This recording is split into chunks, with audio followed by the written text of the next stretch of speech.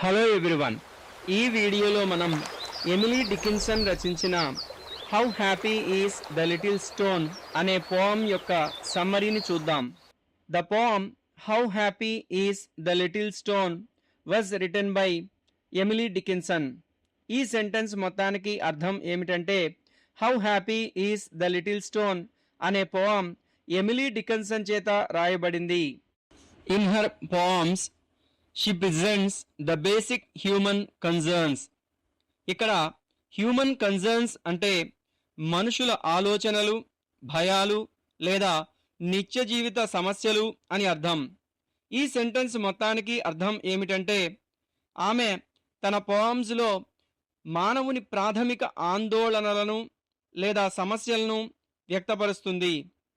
In this poem she personifies a simple stone. ఇక్కడ personifies అంటే ప్రాణం లేని వస్తువులకు లేదా జంతువులకు మనుషుల లాంటి భావాలు, ప్రవర్తనను ఆపాదించే ఒక సాహిత్య ప్రక్రియ.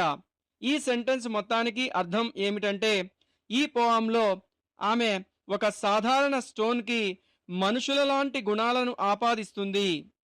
She presents the stone as a symbol of ideal happiness without having any stress or strain.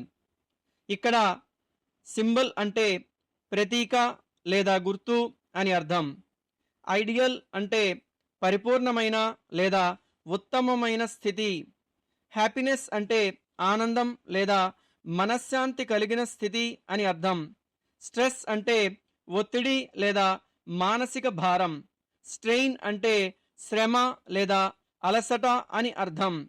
ఈ సెంటెన్స్ మొత్తానికి అర్థం ఏమిటంటే, ఎలాంటి ఒత్తిడి లేదా శ్రమ లేని ఆదర్శవంతమైన ఆనందానికి ప్రతీకగా ఆమె అంటే డికిన్సన్ ఆ స్టోన్ని ఇక్కడ ప్రదర్శిస్తుంది.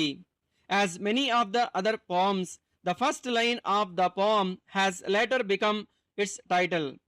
ఈ సెంటెన్స్ మొత్తానికి అర్థం ఏమిటంటే, ఆమె ఇతర అనేక పోయమ్స్ లాగే ఈ పోయం యొక్క మొదటి లైనే ఆ తర్వాత కాలంలో దీని పేరుగా మారింది. The poem dives into the simple life of a single stone that rambles along the road by it self.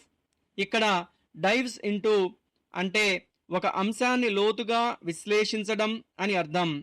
రాంబుల్స్ అంటే ఇక్కడ ఏమిటంటే, స్టోన్ దానంతట అదే ఏ లక్ష్యం లేకుండా రోడ్డు పక్కన పడి ఉండడాన్ని లేదా దొర్లుకుంటూ వెళ్లడాన్ని సూచిస్తుంది. ఈ సెంటెన్స్ మొత్తానికి అర్థం ఏమిటంటే, ఈ పోయం రహదారి వెంబడి ఒంటరిగా తిరుగాడే లేదా పడి ఉండే ఒక చిన్న స్టోన్ యొక్క సాధారణ జీవితంలోకి లోతుగా తీసుకువెళుతుంది. The life of the stone represented to the poet a peaceful life without any worries or tensions which are common in human life. ఇక్కడ రిప్రజెంట్ అంటే ప్రతిబింబించు అని అర్థం. పీస్ఫుల్ అంటే ప్రశాంతమైన అని అర్థం. వరీస్ అంటే చింతలు. టెన్షన్స్ అంటే మానసిక ఒత్తిళ్లు అని అర్థం. కామన్ అంటే సర్వసాధారణం అని అర్థం. ఈ సెంటెన్స్ మొత్తానికి అర్థం ఏమిటంటే, ఆ స్టోన్ యొక్క జీవితం మానవ జీవితంలో సర్వసాధారణమైనటువంటి చింతలు లేదా ఆందోళనలు లేని ఒక ప్రశాంతమైన జీవితాన్ని పోయిట్కి కళ్లకు కట్టినట్లుగా చూపించింది. The stone has no direction and enjoys unconditional freedom unlike humans who live in chains and bonds. ఇక్కడ అన్కండిషనల్ అంటే ఎటువంటి నిబంధనలు లేదా షరతులు లేని. చైన్స్ అంటే సంకెళ్ళు అని అర్థం. అయితే ఇక్కడ మాత్రం సమాజం విధించే కట్టుబాట్లు లేదా బంధనాలు అని అర్థం చేసుకోవాలి. బాండ్స్ అంటే బాధ్యతలు, బంధుత్వాలు లేదా సామాజిక పరిమితులు.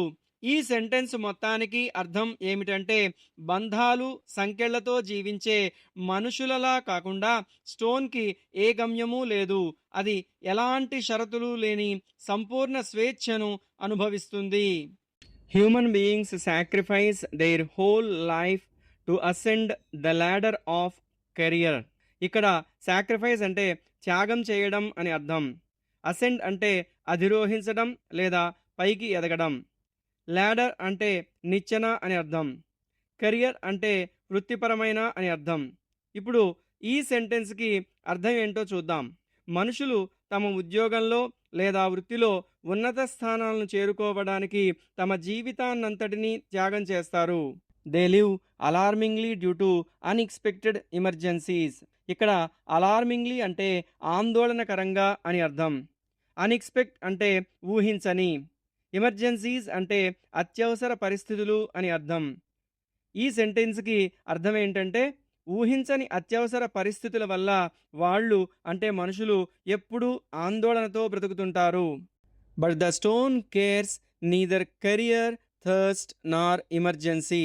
ఇక్కడ కేర్ అంటే చింతించడం లేదా ఆందోళన పడడం.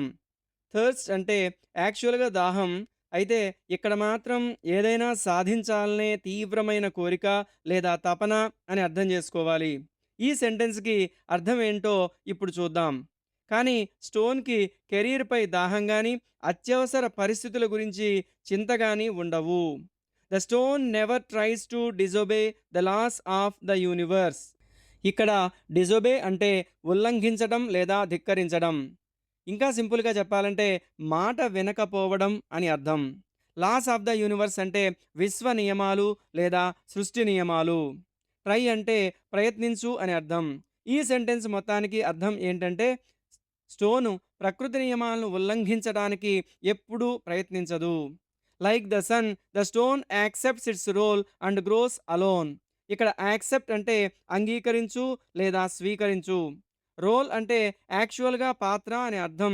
అయితే ఇక్కడ మాత్రం సృష్టిలో దానికి కేటాయించిన బాధ్యత లేదా స్థానం అని అర్థం చేసుకోవాలి. గ్రో అంటే ఇక్కడ పెరగడం. అయితే ఈ పెరగడం అనేది భౌతికంగానే కాకుండా కాలంతో పాటు స్థిరంగా నిలబడటం అనే అర్థం కూడా వస్తుంది. అలోన్ అంటే ఒంటరిగా అని అర్థం. ఇప్పుడు ఈ సెంటెన్స్కి అర్థం ఏంటో చూద్దాం. సూర్యునిలాగే స్టోన్ కూడా తన పాత్రను అంటే సృష్టిలో దానికి కేటాయించిన బాధ్యతను లేదా స్థానాన్ని అంగీకరిస్తూ ఒంటరిగానే ఎదుగుతుంది. It wears the elemental attire provided by nature and lives as a product of the universe. ఇక్కడ ఎలిమెంటల్ అంటే గాలి, నీరు, మట్టి వంటి ప్రకృతి శక్తులు లేదా పంచభూతాలకు సంబంధించినది అని అర్థం. అటైర్ అంటే దుస్తులు లేదా అలంకరణ. ప్రొవైడ్ అంటే ఇవ్వబడిన లేదా ప్రసాదించిన. నేచర్ అంటే ప్రకృతి. ప్రొడక్ట్ అంటే ఉత్పత్తి లేదా ఇక్కడ ఒక భాగం అనే అర్థం కూడా వస్తుంది. యూనివర్స్ అంటే విశ్వం లేదా సృష్టి. ఈ సెంటెన్స్ మొత్తానికి అర్థం ఏంటంటే అది అంటే స్టోను ప్రకృతి ప్రసాదించిన పంచభూతాత్మకమైన వస్త్రాన్ని ధరించి ఈ విశ్వంలో ఒక భాగంగా జీవిస్తుంది.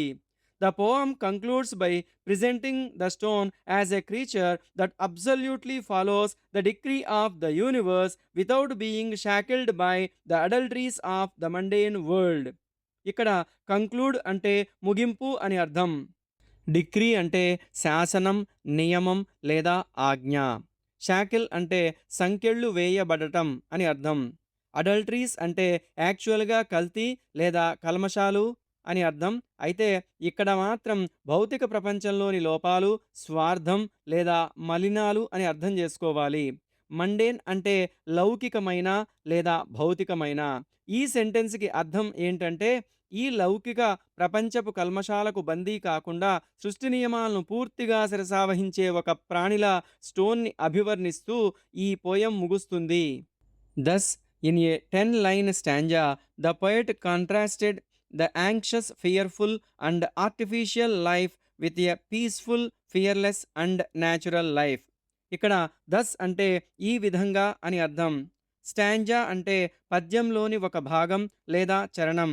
కంట్రాస్ట్ అంటే రెండు భిన్నమైన విషయాల మధ్య ఉన్న తేడాలను ఎత్తి చూపడం. యాంక్షస్ అంటే ఆందోళనకరమైన లేదా కలత చెందిన. ఫియర్ఫుల్ అంటే భయంతో కూడిన. ఆర్టిఫిషియల్ లైఫ్ అంటే కృత్రిమమైన జీవితం. పీస్ఫుల్ అంటే ప్రశాంతమైన. ఫియర్లెస్ అంటే భయం లేని అని అర్థం. ఇప్పుడు ఈ సెంటెన్స్కి అర్థం చూద్దాం. ఈ విధంగా డికిన్సన్ ఒక 10 లైన్ల స్టాంజాలో ఆందోళనకరమైన, భయానకమైన, ఇంకా కృత్రిమమైన జీవితాన్ని ప్రశాంతమైన, నిర్భయమైన, సహజమైన జీవితంతో పోల్చి చూపారు. ఈ పోయం యొక్క సమ్మరీ మీకు అర్థమైందనుకుంటున్నాను. వచ్చే వీడియోలో ఇంకొక టాపిక్తో కలుసుకుందాం. Thank you.